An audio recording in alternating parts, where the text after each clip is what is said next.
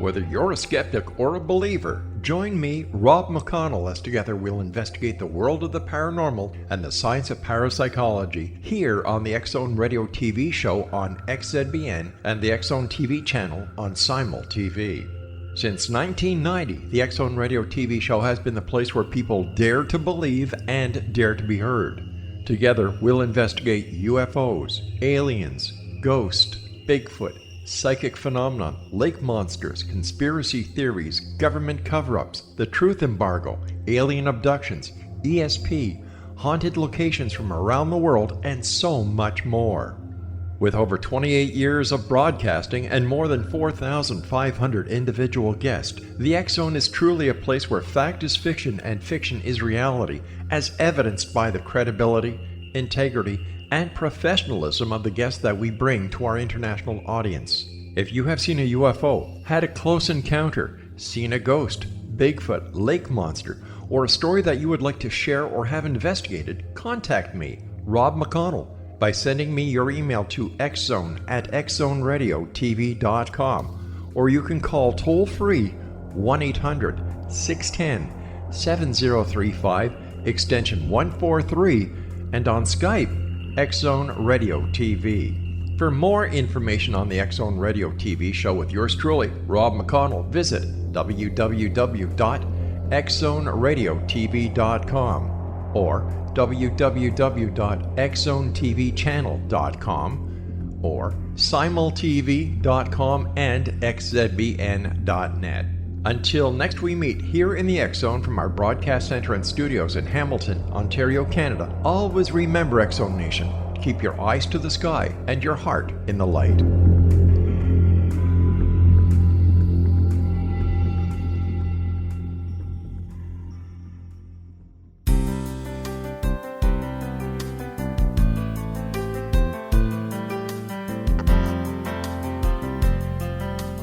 Welcome to Mission Evolution Radio Show with Gwilda Wiyaka, bringing together today's leading experts to uncover ever-deepening spiritual truths and the latest scientific developments in support of the evolution of humankind. For more information on Mission Evolution Radio with Gwilda Wiyaka, visit www.missionevolution.org. And now, here's the host of Mission Evolution, Miss Gwilda Wiyaka.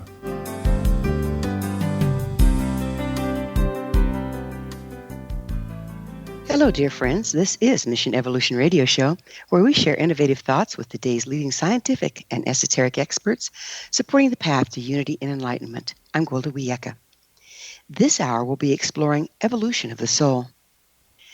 Spiritual evolution, both personal and as a species, is a fascinating topic that we'll continue to explore from many viewpoints on Mission Evolution Radio Show.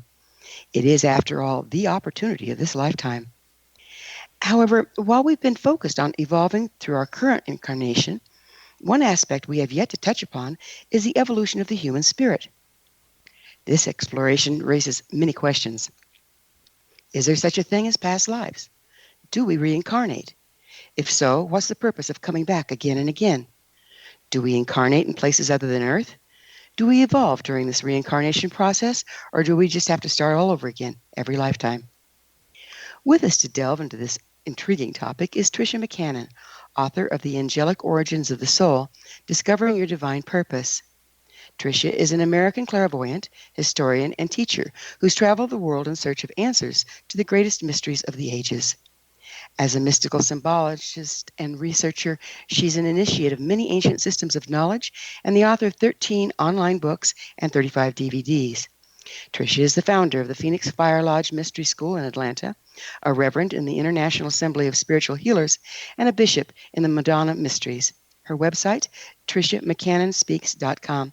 Tricia, thank you for joining us on Mission Evolution. Oh, what a pleasure to be with you this morning, Gwilda. Thanks for having me. Let's start with a little bit about you. What is involved in becoming a Reverend in the International Assembly of Spiritual Healers? Well, I think that assembly is a movement towards universal oneness And it's very much about looking at the commonalities among all the different religions and spiritual paths of the world, because, all these paths have an exoteric level or an outer level, which has a lot to do with ritual and dogma and rules and regulations, and those are very man-made and have developed over, sometimes centuries. But all of them started with an inspired spiritual teacher, and they all have an esoteric level. And the esoteric level is actually teaching us how to make that connection with the divine spiritual forces for ourselves, so we don't have to take someone's word for it. We don't have to, get caught up in habit and dogma and rules and regulations and shame and blame and guilt and all those crazy things we all get caught up in. And instead, we can begin to have our own spiritual experiences where we soul travel or astral travel, where we meet our spiritual guides, where we come into touch with our own essence or our own being, and we realize that the sacred or the divine lives in every one of us. And actually in everything, every plant, every animal. There's an old saying that consciousness sleeps in the rocks, it feels in the plants, it thinks in the animals, and in humans we have a chance to become spiritually awakened and self-realized. So I think that path is all about that universal oneness. What is a mystical symbologist? Well, the ancient teachers hid their knowledge in Hermetic symbols. And Hermetic symbols we're used to symbols because we work on the computer. We have the save symbol, we have the back symbol, we see stop signs that tell us to yield or stop, or those are exoteric symbols that tell us to take an action in the outside world. Esoteric symbols or Hermetic symbols deal with abstract concepts like peace, integrity, justice, wisdom, truth.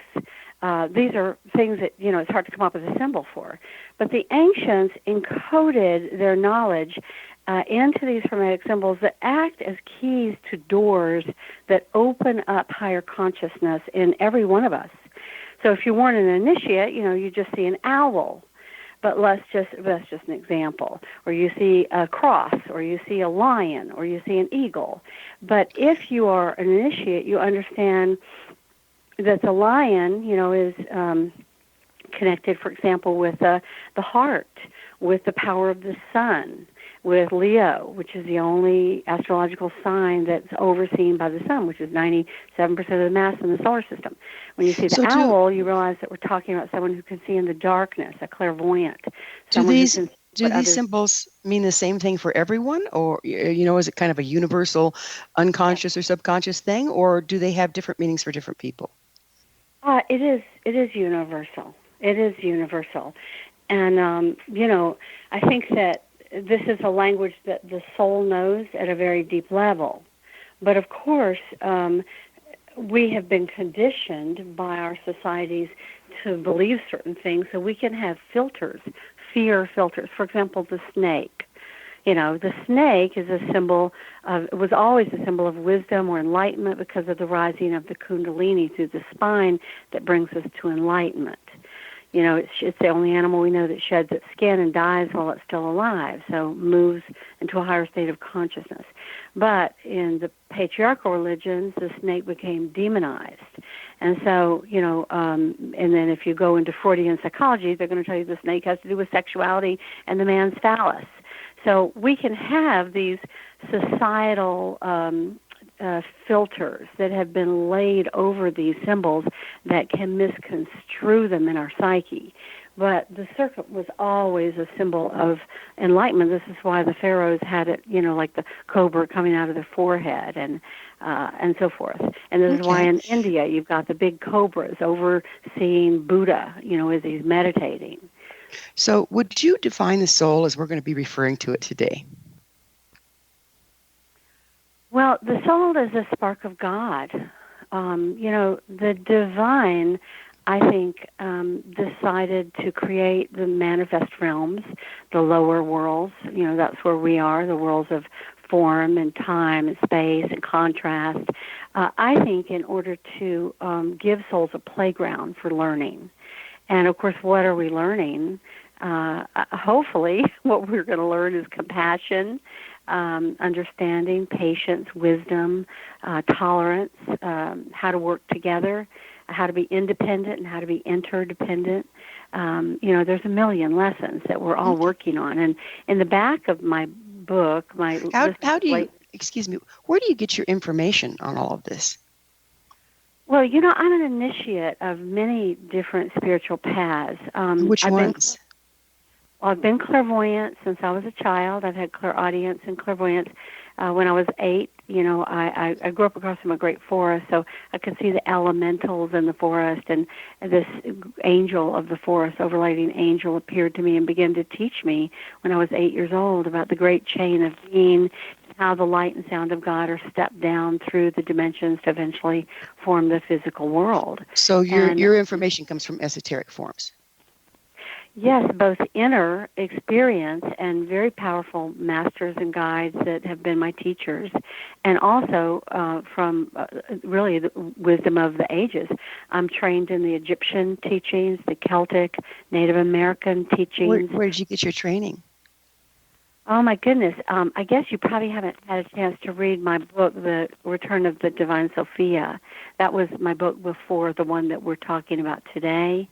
And I tell the story in that of how, how in my books, I have 4 books out. Dialogues with the Angels explains how when I was 19, I met a group of masters called the Viragi or the Sahaji masters. These are masters that had a roadmap to all the inner planes. Okay, so let's clarify. You met them in physical form, or is this another esoteric encounter? Oh, in the physical form. I was at school at Florida State University. I saw this poster that said The Voice of the Master. It was a meeting that was supposed to happen one evening. I had a film history class, but I went over there, although I was late. I got there in the last 30 minutes. I walked in, and there was a guy speaking who had a God Worlds chart that had all the dimensions on it. And suddenly, the guides that had been working with me my whole life spoke in my head and said, "This is the path I've placed you on, beloved. Follow it." And this guy was talking about the ability that we all have to learn to shift our consciousness and soul travel while we're still in the physical body. So we don't have to take someone's word for it and wait until we die to find out what's on the other side. Well, this was my kind of path. It was, evidence-based, and I could prove it for myself. I loved that. And so the next weekend, there was an international symposium with 5,000 people, and I wound up getting a ride with somebody. I was in college. I didn't have a car. And I wound up going to this symposium, and I met the spiritual master. And I was where was he trained? Where did he get his mastery, so to speak? The Far East. And he was part of a lineage that's now at 975 masters in an unbroken lineage. And they come into the world. There have been both male and female masters. And I remember, the first night. Well, we're going to have to pick up on this on the other side of a commercial break. Sorry to interrupt. No problem. But we do have to take a little pause here, and Tricia and I will return on the other side. So don't go away. You're listening to the Mission Evolution Radio Show, coming to you through the X-Zone Broadcast Network, www.xzbn.net. We'll be back. You stay right there.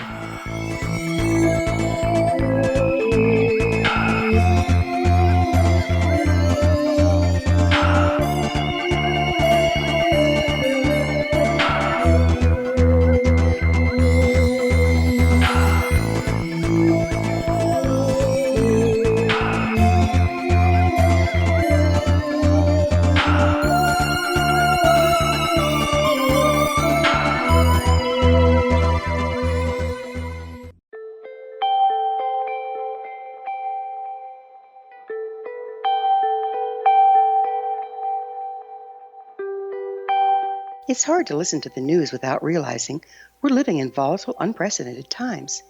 Yet never has there been such an opportunity to transform the human condition. As old structures fail, where can we find the guidance to co-create a better way? Find Your Path Home is an ever-evolving, leading-edge information, education, and healing resource center. designed to support and guide you on your path to unity and enlightenment. Based on sound principles employed by shamans worldwide, we provide techniques that can support you through the current transitions, offering online shamanic classes, international long-distance shamanic healing sessions, complimentary Mission Evolution radio episodes and Stairway to Heaven TV vignettes, seminars, retreats, and much more. All of this can be found on findyourpathhome.com. So I was watching the X Zone TV channel last night when I was abducted by aliens, and they kept repeating to me over and over again, simultv.com, simultv.com. What's simultv.com? That's what I asked them. They had it written on the side of their UFO. How do you spell that? UFO. No, I mean simultv.com. simultv.com. simultv.com. Right. simultv.com. Interesting that you were abducted by aliens in a simultv.com UFO last night. Oh, yeah? Yeah. Now that you mention it, I remember now last night I was awakened from a deep sleep. My great-grandmother was standing there. She said she'd come from the hereafter to tell me about simultv.com. She even spelled it out for me. simultv.com, sonny boy. simultv.com. simultv.com, sonny boy. Wow. Yeah. Guys, you'll never guess what my psychic guru just told me. simultv.com. Exactly. Are you guys psychic too? Of course. We all know about simultv.com. simultv.com.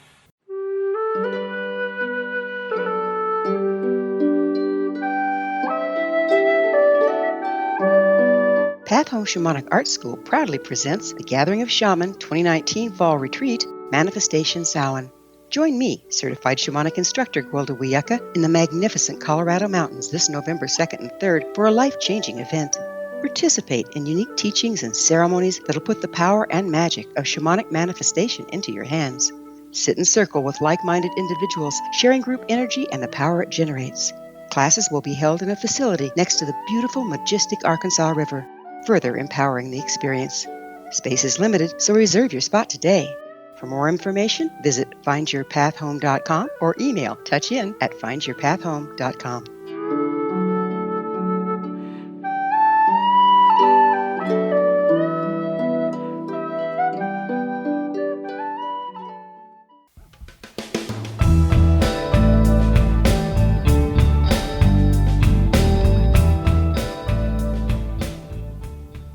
Welcome back. This is the Mission Evolution Radio Show, missionevolution.org. We're dedicated to unification and evolution of consciousness. Our guest this hour is Tricia McCannon. Her website, triciamccannonspeaks.com. Tricia, where does the soul come from? I mean, I know I'm asking all the tough questions here, but where does the soul come from? Well, the masters call it the ocean of love and mercy. The infinite Okay, I'm sorry. ocean. Let's back up again. Who are the masters? The masters are people who have taken the journey that we are all on and actually managed to achieve spiritual liberation within their last lifetime. So in other words, we are all souls. We're all sparks in the body of God. We all come down from the ocean of love and mercy. We come down through these dimensional levels. Because the soul is so pure, it can't survive without a sheath or a body. Just like you can't really survive down here without a physical body. You know, you could, when your physical body dies, you could stick around and be a ghost or something, but then most people aren't going to be able to see you. It'd be pretty frustrating. So when the soul comes down, it takes on a soul body in the seventh dimension, the soul plane. It takes on a spiritual, etheric, or Buddhic body in the sixth plane. And the fifth dimensional plane, it takes on a causal body, which is the memory body that records everything that happens to us. From that point on, all of our lives go into that like a library. And then we take on a mental body, which is a more, it's a very refined body, but it's more limited than the soul body. We can weigh, judge, analyze, criticize, things like that. And then we get an ego. And then the ego is an add-on. I mean, the ego is not who we are, but it's useful down here. And then in the fourth dimension, we get an emotional body and an astral body, and then down here we get a physical body. So when we die, as I understand it, what you're saying is that a person's soul isn't entirely housed in the physical body. No, that's true. We have a very limited access to who we are down here. I mean, they say on a good day we use 10 to 12% of our brain. So we have access to about 10 to 12% of who we really are.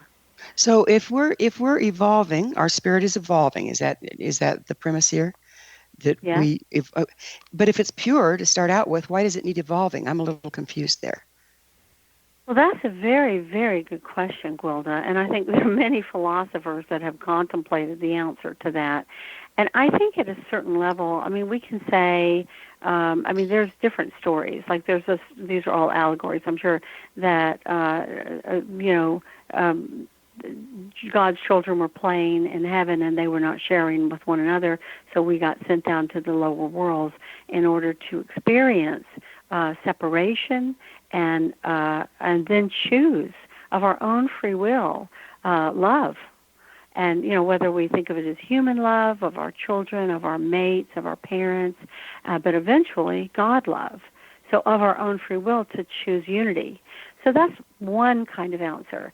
And another kind of answer, we can sort of say, if we are all sparks in the body of God, and we have a little bit of God within us, that's who we are, that we are the way that God is experiencing eternity. Rather than sitting on a cloud meditating, God's experiencing it through us. Let's back up again. How are you defining God? I think, we can call it different things. The Egyptians called it Atum. Some call it Sugmad. There are different names for God. But it's the universal intelligence that permeates everything. So like the Native Americans would say, the spirit that moves through all things. Yeah, I love that. The Great Spirit, right. So what happens to our souls when we die then? If we're all fragmented out to start out with, I don't mean fragmented, but I mean layered, then what happens when we die? What's that process? Well, our higher self is parked up in the higher realms. For some people, the higher self is in the sixth dimension. For others, they've stayed long enough in the fifth dimension to achieve certain mastery in the fifth, but they may not have achieved it in the fourth or in the third dimension. I mean, most of us down here in the third, we haven't achieved mastery. We're still in school. So when we die, of course, we drop the body, and as you know from near-death experiencers, there are different stories about people find themselves standing outside their body or hovering over their body in a hospital room. Then many times they see the tunnel. They go through the tunnel of light. On the other side, they wind up in a sort of a misty antechamber area before entering heaven. They meet this being of light, which some think is an angel, some think is Jesus, some think is Mary. And in the Eastern tradition, they think it's the Yamadutas, the death angels. So this being, though, is actually us. It is actually our higher self, the angelic twin. And Jesus actually talks about the angelic twin. And this was, again, most people don't know all this, but this is one of the reasons why I write these books, is because I've studied. So where is it documented that he spoke of the twin? Read the book. Read the book. I mean, I actually wind up talking about it. The Essenes talked about it. So it's documented in your book, not in the Bible. It's in his teachings about the angelic twin, and where are the teachings?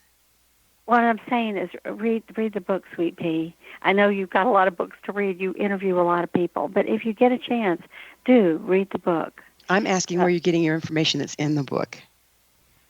There are apocryphal books like the Gospel of Thomas, the Gospel of Philip, all of those books that were taken out of the Bible because they teach spiritual technologies to help people to actually realize who they are.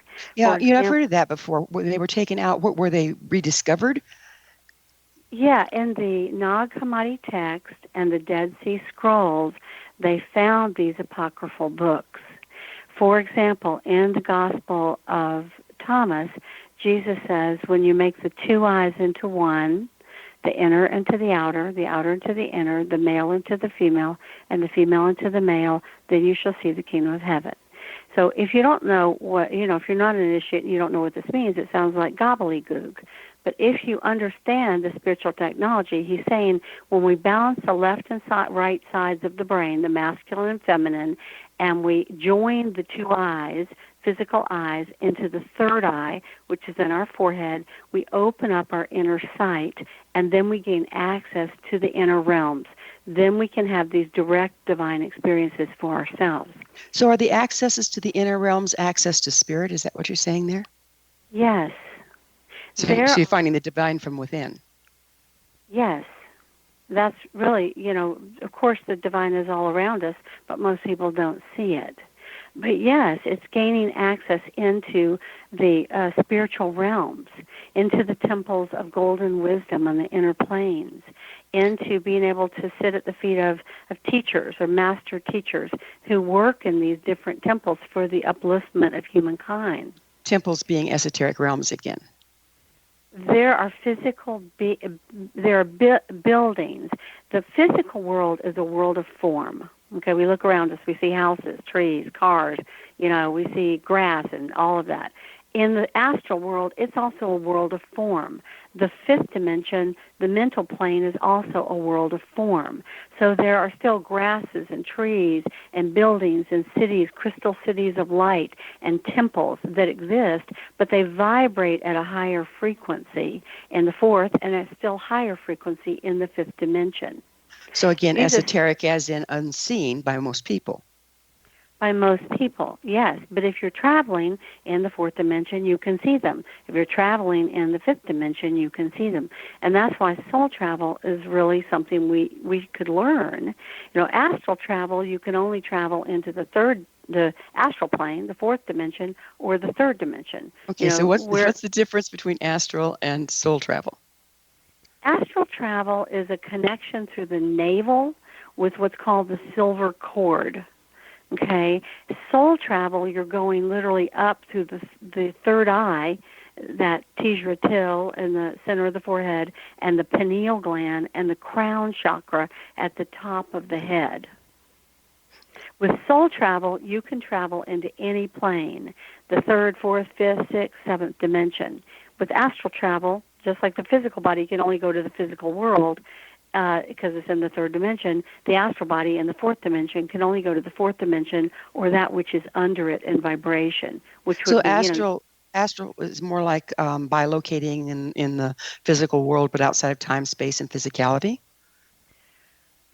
The astral body looks just like the physical body, except it vibrates with a white blue light they call it the Nuri Sarup, the light body. Okay, the Nuri Sarup is a high vibrational body, but it looks just like it. But if you've had your arm cut off, for example, you still have your arm in the astral form. This is why people talk about phantom limbs. So the astral body can fly, it can travel. Many times we have flying dreams. Sometimes that's astral travel. Sometimes that would be soul travel. But the astral travel body only can travel to the fourth dimension and below. It can't get up into the fifth or the sixth or whatever. Well, it sounds like some of this is pretty spontaneous. There are practices, though, that you can start to get a discipline for this. Is that true? You're absolutely right. First off, I think the spine, the Kundalini. Well, I'm sorry. We're just about out of time. Yeah, it's time for a break. Problem. On the other side, though, I'd really like to get into what exactly is the evolution of the soul. Time for another quick pause. Tricia and I will return to our discussion shortly. So you stay right there. This is the Mission Evolution Radio Show. We're coming to you on the X Zone Broadcast Network, www.xzbn.net.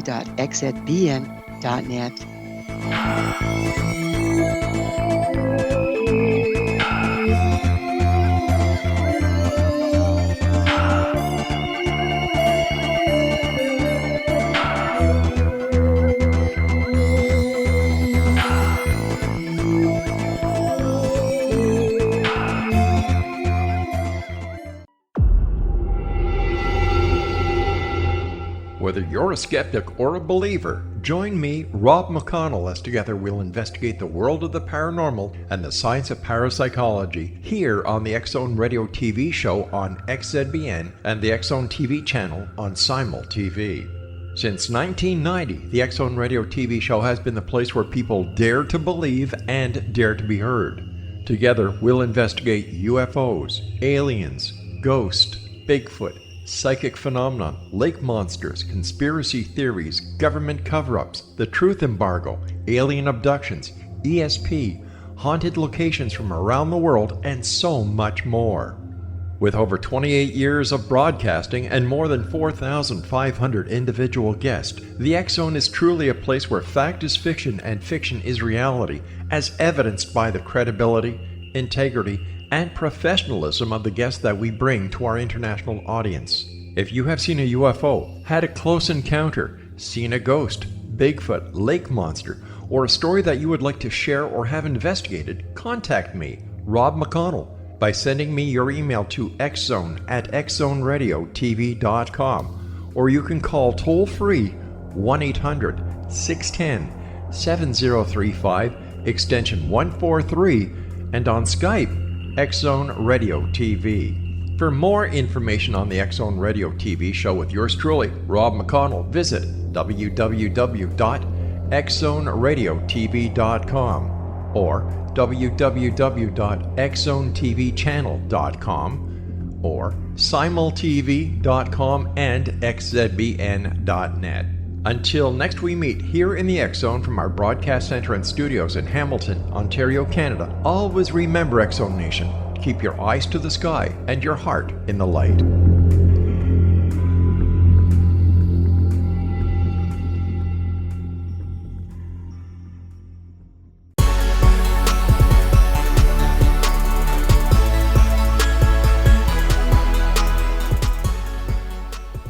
Welcome back. This is the Mission Evolution Radio Show, missionevolution.org, bringing leading-edge information supporting the path to enlightenment. We're speaking with Tricia McCannon. Her website, triciamccannonspeaks.com. So, Tricia, what exactly is the evolution of the soul? Wow, I think it is the journey that we all take from, unconscious unity, where we haven't developed individuation, down through these planes in order to come into finally the physical world, to experience separation and many times suffering along with it, and then to make a different choice, to make the choice of our own free will towards the light, towards unity, towards love, towards self-awareness, towards self-realization. And this is, of course, why, in Greece, the lintel over the opening to the Greek mystery schools, the very first commandment was to know thyself. And, of course, that takes a long time, as we were speaking about earlier. So you talked about all the different levels that we move through or develop or flesh out with our essence as we're coming in. How many of those levels can we know? Well, we're in the physical world, and earlier you had spoken about amnesia, which I think is really a great thing. Amnesia is one of the most frustrating things for most of us that come down into the physical world. We spend our whole life asking, who are we? And those are very deep questions. As I said, we only have access to about 10 to 12% of who we are down here. But when we meditate, when we begin to open up our inner senses of clairaudience, clairvoyance, clairsentience, claircognitive ability, our healing ability, our connection with nature, our connection with animals, what happens is we begin through the power of the heart, the power of love, through the power of, if you will, the Holy Spirit, to make that connection with the sacred and the divine in everyone and everything. And then we begin to get more access to who we truly are because we're in the flow of the universe. So is it a form of resonance? Yes, a form of resonance, but it's like there's a wave that goes out and there's a wave that goes into the center, like the infinity symbol. And when you begin to resonate with love, you begin to catch the wave that goes into the center, and then the universe moves to support you. The right people come your way, the right opportunities come your way. When you are in the evolutionary curve of going out in devolution, basically, you wind up many times being in conflict. There's struggle, there's stress, you're at odds with everyone and everything. It just feels like life is a complete struggle instead of that you're being supported by the universe. I understand this, and I'm also wondering if we come with those challenges in mind so that we can experience that very thing. Because isn't this, like you said, unity or God experiencing itself? Yeah, I think it is God experiencing. So why would we evolve beyond what we came to do? What do you mean? Well, if we came to have these particular lessons, why would we choose other lessons? Why would we evolve beyond what we came to do this time? If it's here to have an experience versus climb back up the ladder of frequency, if you will. Well, are you saying that what we've come to experience is going to prison or being murdered or raped or abused? Could be. Why do those things happen? Let me say that I think that our choices have consequences. And I think that our choices, you can just look at it. If you steal or rob or whatever the consequences are, you might get caught and you might go to prison. So that's a choice. You didn't have to choose to do that. If you raped somebody, you had a choice. You didn't have to choose to do that. When do those choices begin? Do they begin before we incarnate? Do we choose what we're going to experience when we come in this time? I don't think any soul chooses to come in and do dastardly deeds. I think that when we get down here, we lose such a connection with our soul self, many people, because of maybe the childhood that they had or the environment that they were in or the way that they were programmed, that we lose connection with our true self, our higher self. And so what would be the purpose of that? Everything seems to have purpose. Why would we put ourselves through that experience? Well, I believe that there is we have a choice, as I was saying, every single day. We have a choice to make. And free will is what the purpose is down here. This is a free will planet. We can choose to suffer as long as we want to. But we can also choose to end the suffering. We can choose to end it for ourselves, and we can also help other people to end it unless they're completely committed to staying in the suffering. So when you, in your belief system, we don't choose to come and we don't choose to leave? We don't choose? You're asking if we choose to come down here? Yes, I think we do choose to come down here. And do we choose the circumstances we come into? Yes, but many times those circumstances are determined by our past actions. In other words, we have sown certain seeds, and we must reap those seeds. Perhaps, we were the abuser in a past lifetime, so we have to experience being abused. But that doesn't mean we have to stay in that loop forever.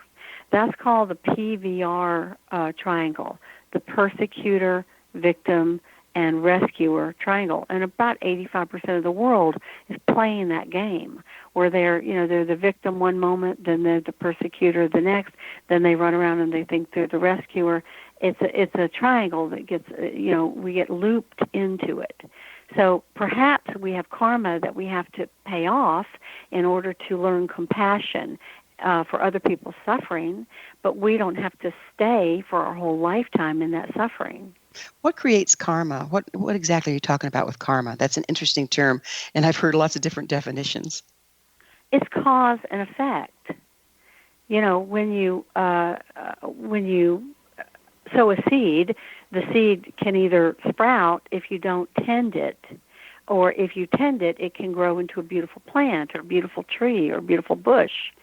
So we have karma, consequences constantly, either positively or negatively. We nurture a relationship, and it blossoms and blooms. We nurture a business. It blossoms and blooms. We nurture our consciousness, our meditation, our spiritual life. It blossoms and blooms. Or we don't. We eat terrible food, and we find ourselves getting fat. we never exercise. We find ourselves losing our muscle tone. There are consequences all the time. Now, we're the ones who pay the consequences when we eat the terrible food, or when we, cease to be healthy, or when we, cheat on our spouse and our spouse leaves us. Many times we're the ones who pay the consequences. And so, we either learn the lesson in this lifetime, so maybe then we don't have to repeat it, or if we did not learn the lesson, then usually we wind up repeating the lesson until we eventually do learn it.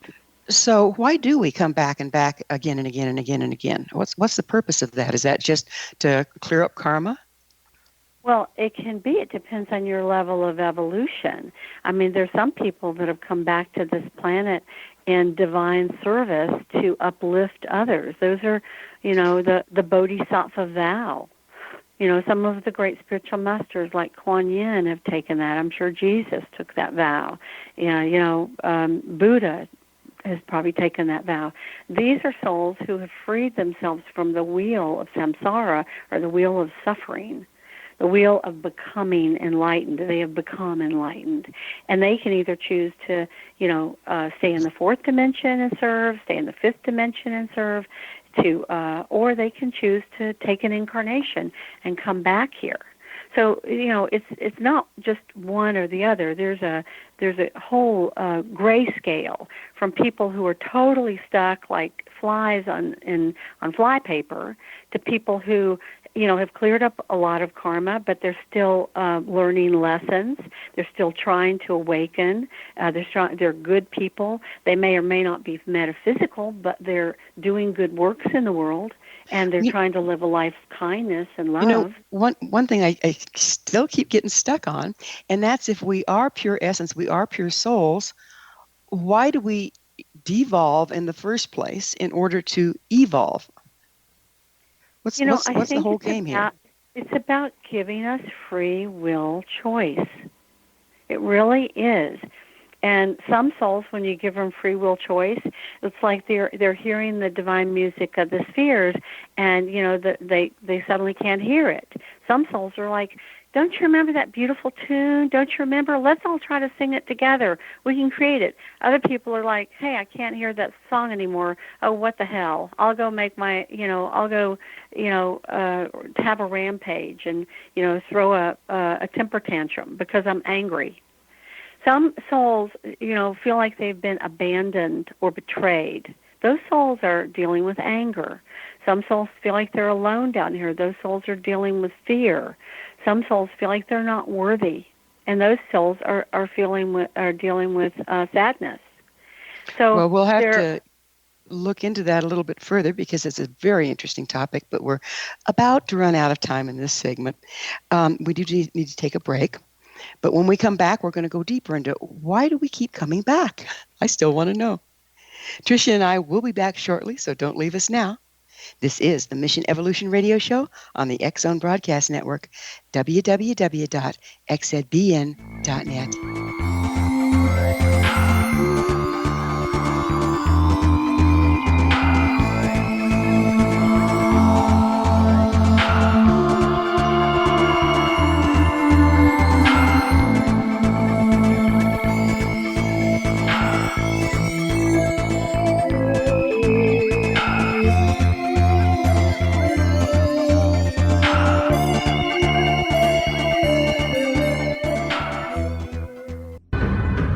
If you are looking for a safe, zero-calorie natural option to the harmful artificial sweeteners on the market today, Just Like Sugar is what you're looking for. Just Like Sugar is a wonderful natural alternative for those health-conscious people who choose a calorie-restricted diet with a great, pure, sweet flavor that tastes just like sugar. Just Like Sugar is a great natural option for people suffering from diabetes and may be useful in restricted diet programs where standard sugars are not allowed and does not cause a laxative effect of some other sweeteners. Just Like Sugar comprises a perfect blend of chicory root fiber, natural calcium, natural vitamin C, and Just Like Sugar's sweetness comes from the natural flavors from the peel of the orange. Just Like Sugar is a natural alternative to harmful artificial sweeteners and will change the way that you believe all natural sweetener products taste. Just Like Sugar is available at your local Whole Foods markets, Wild Oats markets, Henry's, Sun Harvest, and many other fine natural food stores in the U.S., Canada, and worldwide. They are here, and they've been here for thousands of years, making their presence known in the shadows. They might be seen by a lonely motorist on a deserted road late at night, or by a frightened and confused husband in the bedroom he is sharing with his wife. But who are they? What do they want? Why are they here? Perhaps most concerning, has the government been aware of their presence all along? The new book by Ellie Marzulli, UFO Disclosure, the 70-year cover-up exposed, delves into the world of UFOs. Can full disclosure be soon? Order now and receive a free hour and 37-minute DVD on the UFO phenomenon. UFOs are real. Get both the book and the DVD, a $40 value, for only $19.99. To order your book and DVD today, go to lamarzulli.net. That's LAMARZULLI.net. You have heard of the X Zone? Now watch it on Simul TV, plus 500 video games, live TV channels, free video on demand, worldwide, and more. Does this sound like tomorrow's television? Well, it is, but you can have it today, right now. It is Simul TV. Simul TV offers what the others only wish they could provide. 15 exclusive channels like X-Zone, Sci-Fi, and Horror. We are worldwide. No other provider offers that. 500 built-in video games. No need to have an extra expensive system. We have them included. Free video on demand. Live streaming events from around the world, interactive online network, and much more. Tomorrow's TV today. Simul TV. Sound too good to be true? Well, it's not. You can have Simul TV today. Sign up at simultv.com. Do it today.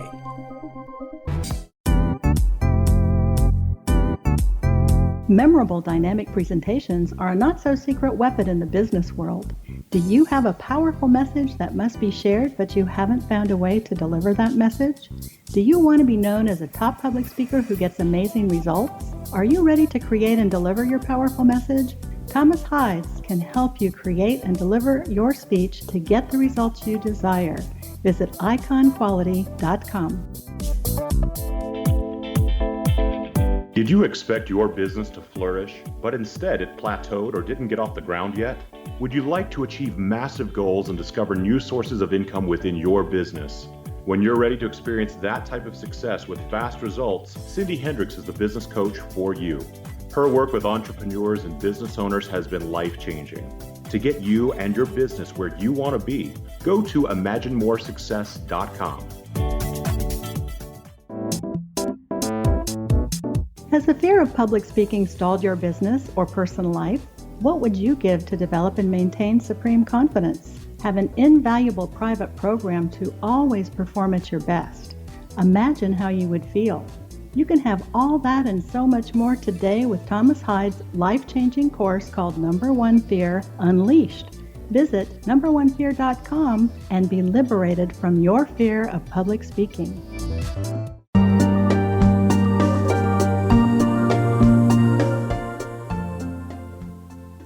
Welcome back. This is Mission Evolution Radio Show, bringing together gifted people of service to the world. To suggest a topic or a guest, email us, info@missionevolution.org. Our guest this hour is Tricia McCannon. Her website, triciamccannonspeaks.com. Tricia, we were still trying, or at least I was trying to understand why we keep coming back. And there's another interesting part about that. We have amnesia when we come back as a rule. So we can't even remember our past lessons. How does that work? You know, I love that when we were talking about this earlier, it is so frustrating that we have amnesia, and I think a lot of people feel that way. So they can, really relate. I think that there are a lot of reasons why we have amnesia. Maybe for people like you and me, it's really super frustrating. But let's just say you had a life of a lot of bitterness or a lot of sadness or a lot of loss or a lot of regret.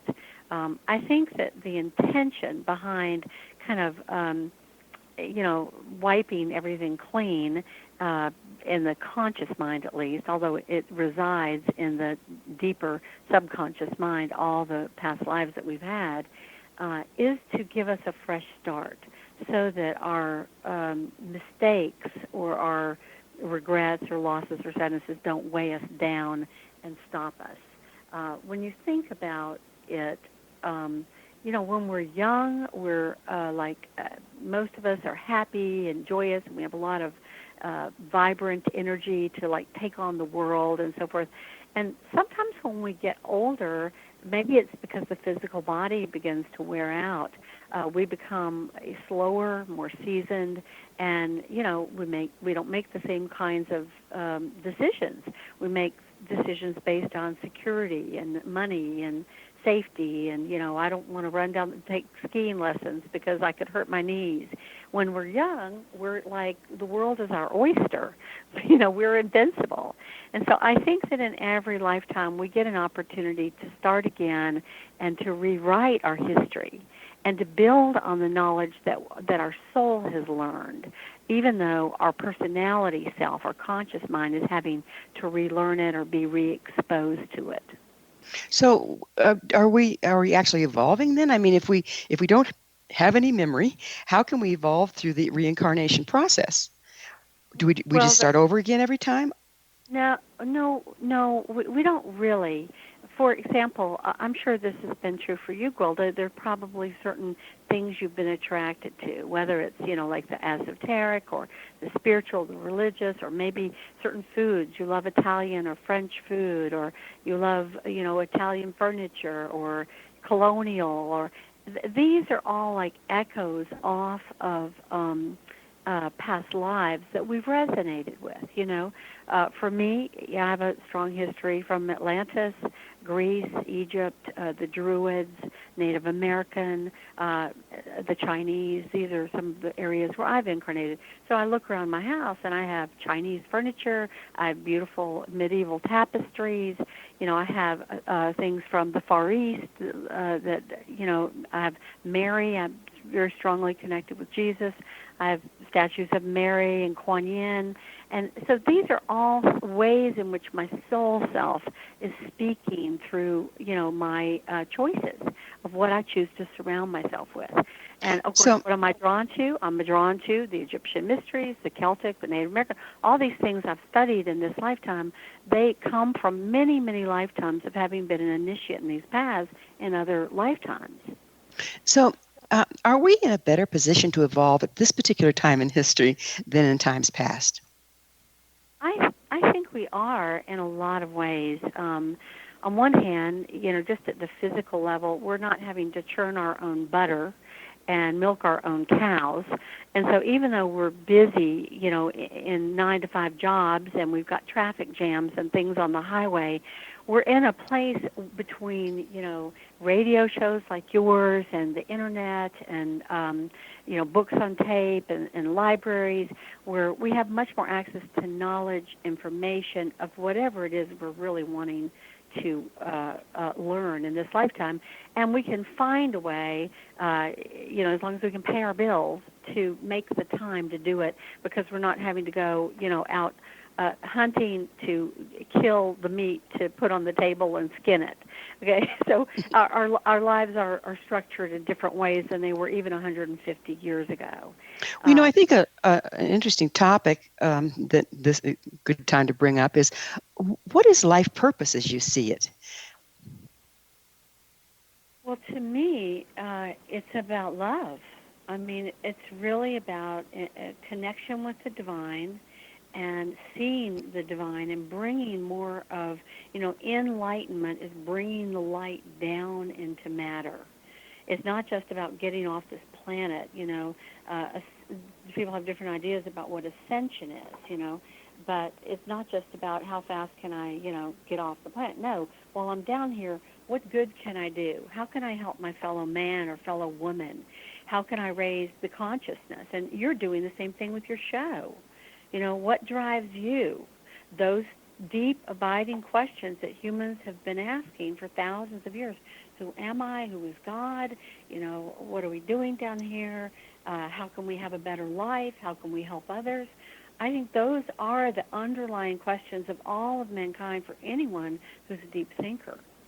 But then within that, it seems like it's kind of universal, those people that are feeling that they want to be of service or this or that.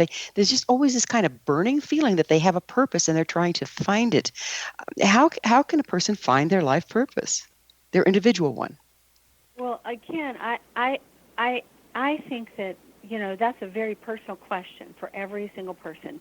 But I will just tell you, I'm an astrologer and a clairvoyant. And when you look at the astrology chart, the natal chart of anybody, it's literally like when they were up in heaven with their guides and they came up with what their mission was going to be, it's encoded to a large degree in the natal birth chart.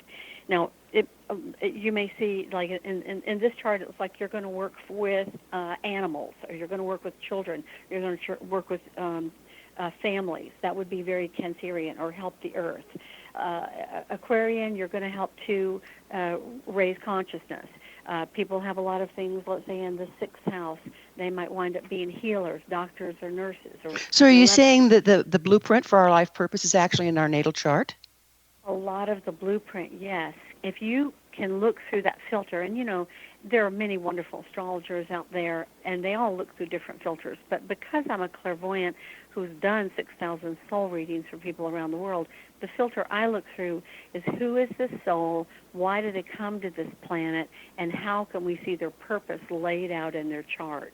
And so how do we reconcile that with free will? Well, again, this wasn't dictated to them. They met with their guides before they ever came in.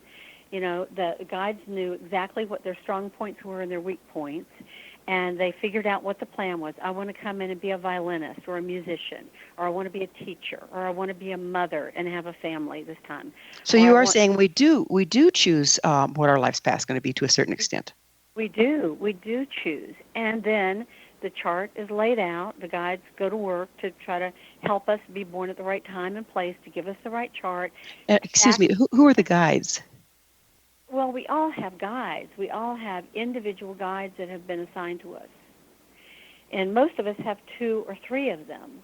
And we usually have one that sticks with us through our whole life, but the others may be particular to your mission. For example, a housewife who just, gets married and has babies and all that, and let's say in her 30s or 40s, she wakes up and she wants to start opening up to being a healer. One of her guides, knowing that was her life plan, as long as she's on target with her plan, winds up coming online when she, of her own free will, gets to the point of saying, I want to begin to develop my healing abilities, or let's say my writing abilities, or my teaching abilities. So you might have guides that are specific to certain segments of your life to assist you with that if it's part of your plan. But people can come down here and get off of their plans. I mean, most of the people that I read for, I'd say they're 70% on their life plan. But there are certain people who are literally, they're so caught up in materialism or lust or greed or drama or chaos or whatever that they're not even living what their original plan was. How can a person tell if they're living their life purpose? Well, that's what I'm saying. When you look at a chart, you can see, the person sitting right there, and you can say, well, this is what it says. And they'll be like, oh, my God, that's so me, that's so me, that's so me. Oh, my God, that's great. Oh, now I have a direction. Now I have more clarity. Okay, that's the normal response. So you're saying that to get your chart read might give you a feeling whether you're on your course or not? Yes, absolutely. And when you say, how can you tell if you're living according to your life plan, at a personal, emotional level, if you find yourself joyous and happy when you're getting up in the morning and you're looking forward to life as a great adventure, the chances are you're on your path. There you have it. Joy is the marker, isn't it? Tricia's time has absolutely flown, but unfortunately we're about out of it. And thank you so much for coming on the show and sharing your viewpoint. My pleasure. Thank you so much. You bet. Our guest this hour has been Tricia McCannon, author of The Angelic Origins of the Soul, Discovering Your Divine Purpose, clairvoyant, historian, and teacher. Her website, TriciaMcCannonSpeaks.com. For our amazing past episode collection, visit our website, www.missionevolution.org. This has been Mission Evolution Radio Show with Gwilda Wiyaka on the X Zone Broadcast Network, www.xzbn.net.